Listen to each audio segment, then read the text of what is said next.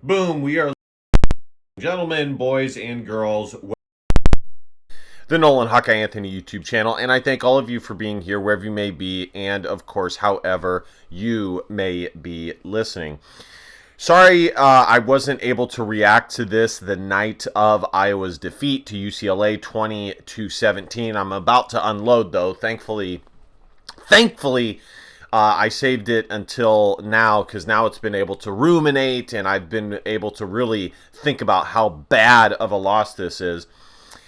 But I had a high school playoff football game, and, had Iowa won, I probably would have done it late at night when I got home, 10 o'clock at night.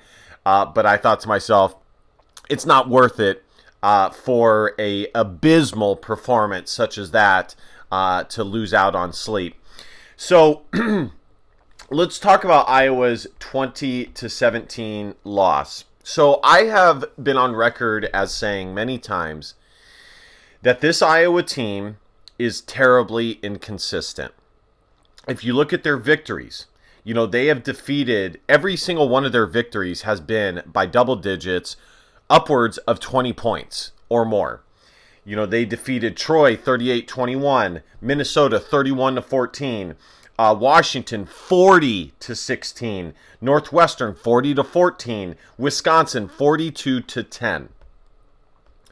Iowa may end up being the best 7-5 or 8-4 team to ever walk the earth. Both of their losses that have been winnable games, UCLA and Michigan State, have been on the road. That's a problem. It is a problem that Kirk Ferentz, Phil Parker, and this Iowa coaching staff is not getting his team, their team, ready to perform on the road. That's a problem. The only game that Iowa has had this year on the road that they played well in was Minnesota. And even that game in the first half, it was dicey, to say the least. So that's a problem. And that is coaching right there. Coaching teams that are well coached. And I'm not saying Iowa's not well coached, but there's a disconnect happening. When there is no disconnect, a coach or a coaching team is able to keep their squad focused, even when it's an inferior opponent or might be on paper an inferior opponent, and have them ready to go on the road. Even when they have an exhilarating win like they had against Wisconsin, a rivalry game in which they shellacked them, and they travel on a short week cross-country to UCLA. Okay? Good coaches find a way to have their team focused and ready to go and have a proper game plan. I'm obviously not saying Kirk Ferentz is a bad coach, but this year there has been things that have been left to desire. Okay? Same with Phil Parker. One thing that in my game prediction that I did not properly give enough credit to was the emotional high that Iowa was on and the fact that they were going to have to travel cross country on a short week to UCLA. Now, I did see, I also don't want to overhype it because guess what? UCLA also had a emotional game against Nebraska that they had to travel all the way across country, travel all the way back and play Iowa.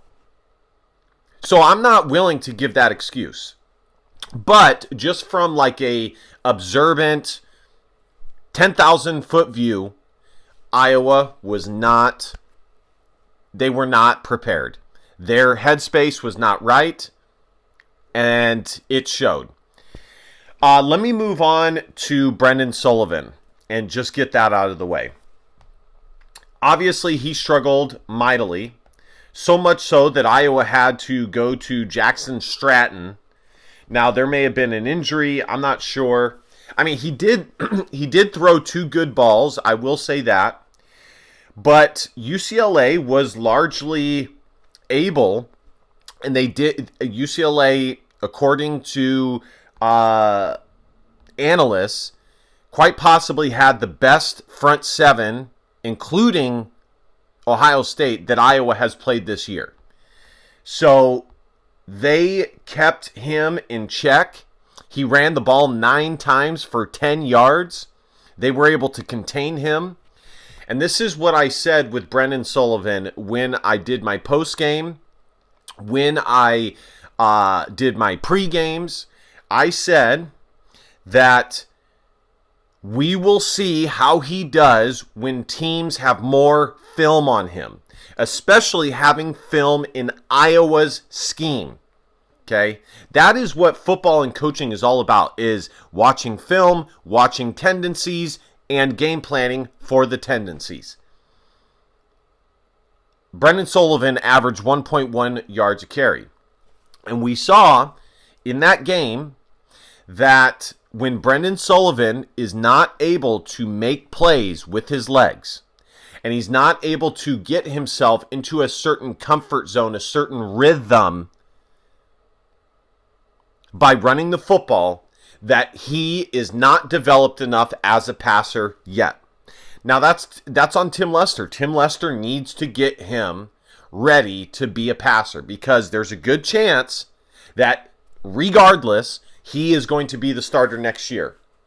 Now, I will say though, what I saw from Jackson Stratton, not bad. He's a big kid. He's a big body. Honestly, his physique looks the part. I'll just say that, okay?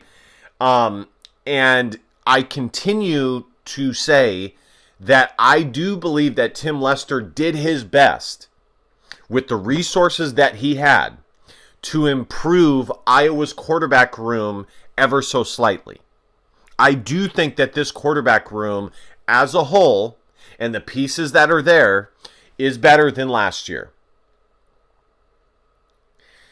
Marginally, but it is better.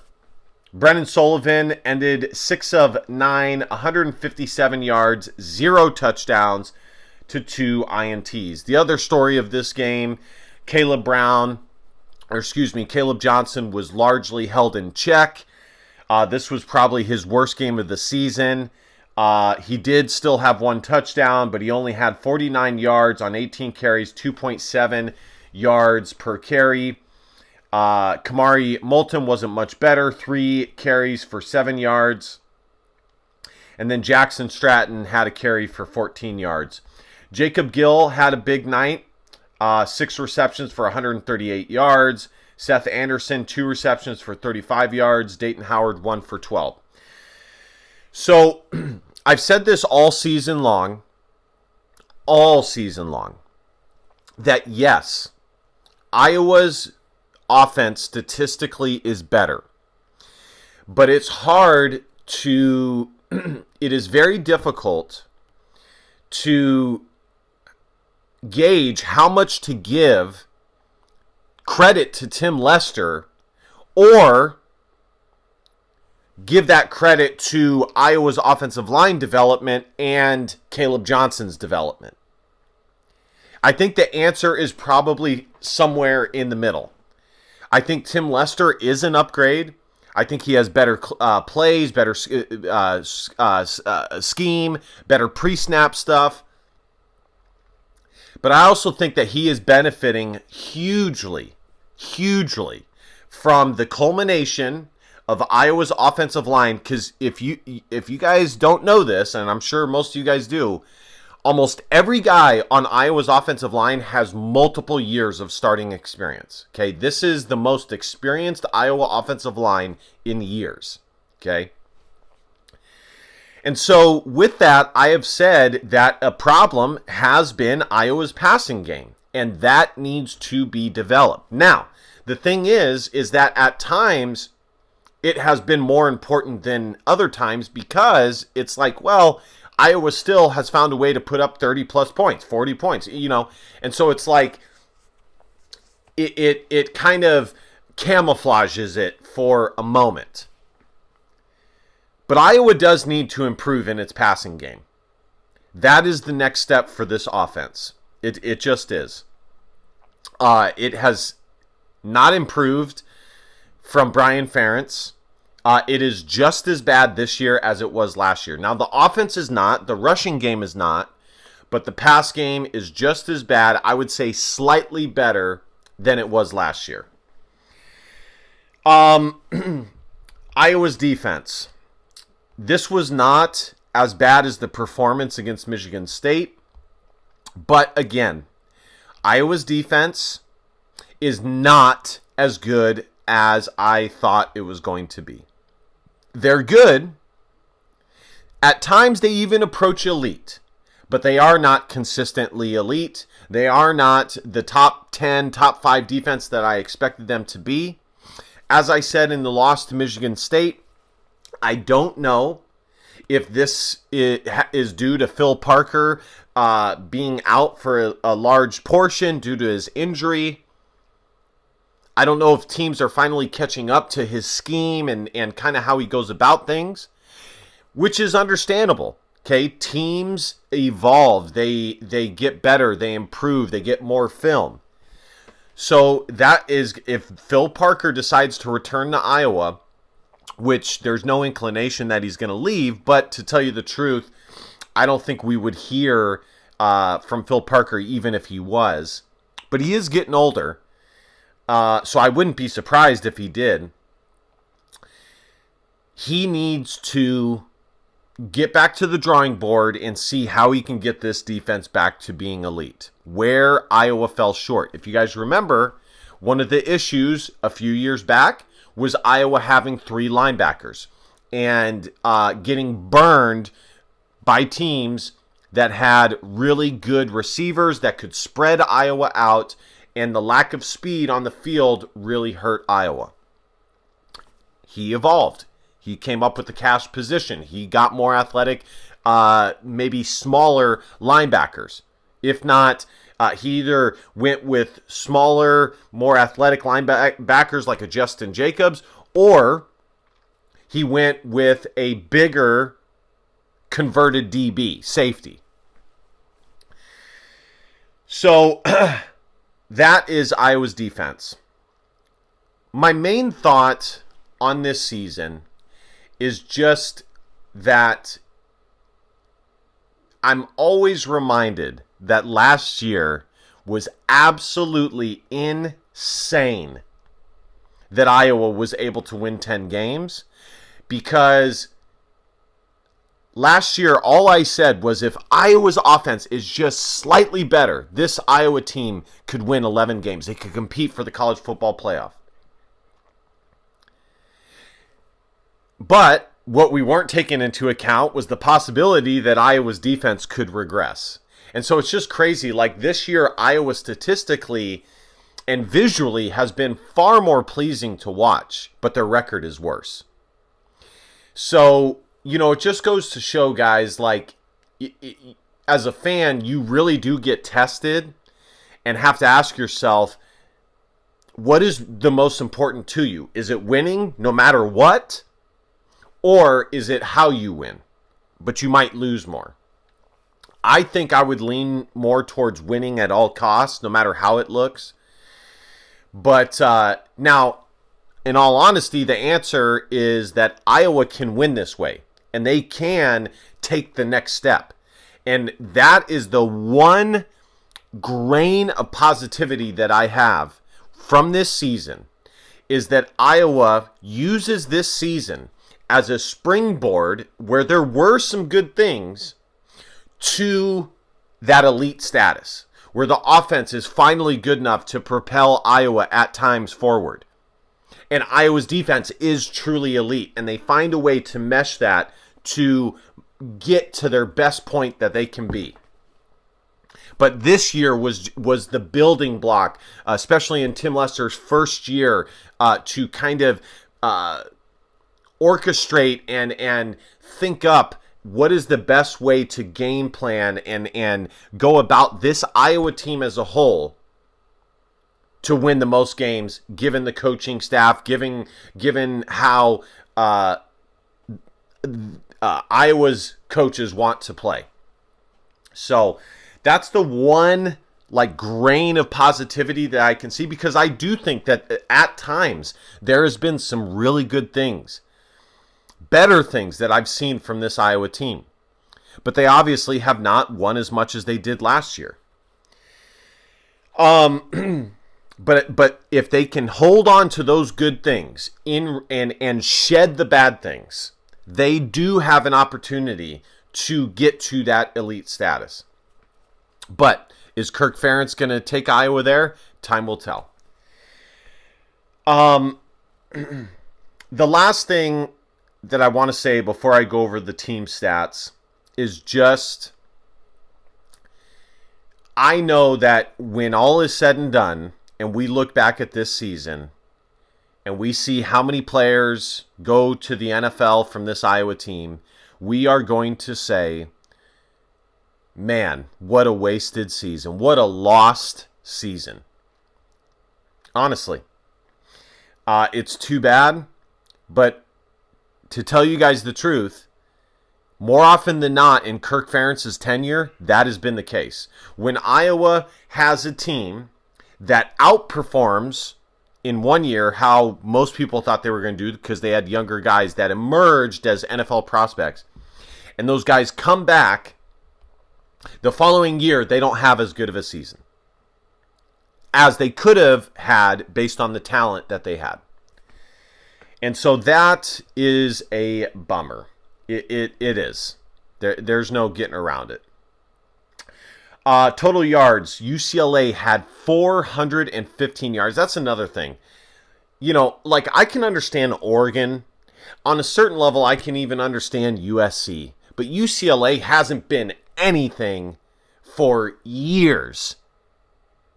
And we lose to them. Are you effing kidding me? Now, I'm not saying UCLA is terrible. Okay, I said in my pregame that schools like UCLA always have athletes. And in football, if you have athletes, no matter what your record is, you'll always have a shot. But still, guys, I mean, you know, it's not even like one of the best UCLA teams. I mean, this is not, you know, the guy who played for the Denver Broncos, who played for UCLA back in the day. This is not those times. It's ridiculous. What's his name again? John Elway. So UCLA had 414 yards. Iowa had only 265. They were thoroughly outplayed. In fact, honestly, Iowa was lucky that this game was closer than it was. Passing yards, 204 to 185. Rush yards. UCLA did to Iowa what Iowa did to Wisconsin last week. 211 to 80. By the way, guys, it sucks. At my gym, there's multiple Nebraska fans. And so every week, you know, they want to talk to me about Iowa and Nebraska. And last week, you know, Nebraska lost to UCLA. And I'm sitting there all high and thinking there's no way Iowa's going to lose to UCLA. I mean, I didn't talk smack or anything like that. But the guy was so defeated. And I'm sitting there high because Iowa dominated Wisconsin. Little did I know that Iowa was going to lay this big fat egg on this game. 211 to 80. Terrible. Yards per play, Iowa actually did better than UCLA, 5.8 to 5.7. So the plays that they did have, they made count a little bit more. UCLA had 23 first downs to Iowa's 12. Third down, they were 9 of 14. Iowa was 4 of 10. They ran 73 plays. Iowa only ran 46. UCLA almost had an extra game of plays more than what Iowa had. Iowa only had 2 penalties. UCLA had 9 for 84. Fumbles lost, 1 each. Interceptions thrown, 2 each. So the turnover battle was even. But when you're a school like Iowa, even Kirk Ferentz would say this, you don't want to be even. You either want to have a clean sheet if you have to be even, or you want to be in the positive on the turnover battle, not the negative. So, all right, guys, that's it. Iowa is 6-4. They will be playing Maryland.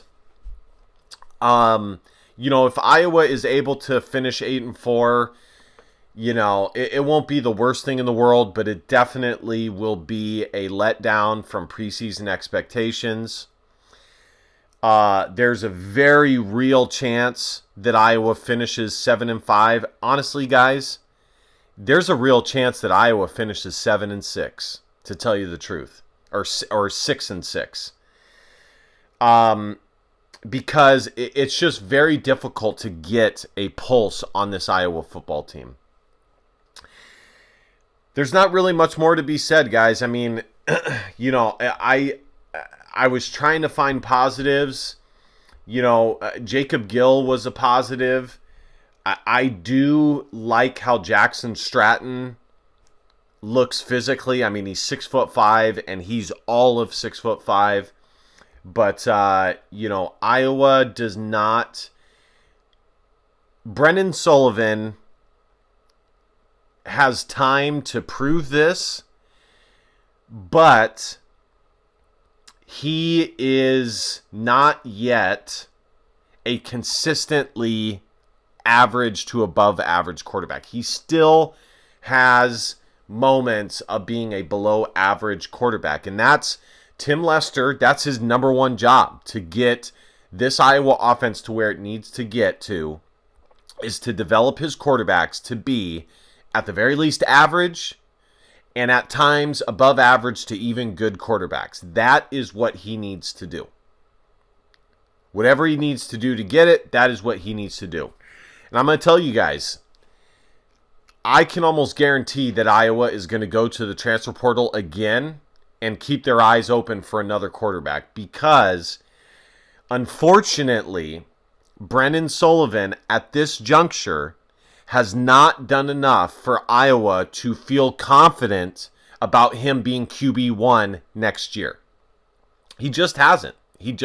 I mean, there's no guarantee of all the quarterbacks that Iowa has coming back next year that he would win the starting job. It's likely, and yes, he's done some good things, but he's done nowhere near enough. So I wouldn't be surprised in the least if Iowa goes to the transfer portal for another quarterback. However, given the Cade McNamara saga, Iowa might be hesitant to do that and spend all that money on the quarterback when they could do it at other positions to bolster up their roster. So we will see. All right, guys, that's pretty much all that can be said. Thank you guys so much for watching. Be sure to hit that subscribe button. Like, comment, share. Hang in there, guys. I love you guys. DBAP, don't be a pussy willow. In fact, our feelings, because your feelings just matter. Love you, Hawks. See you guys next time. Bye.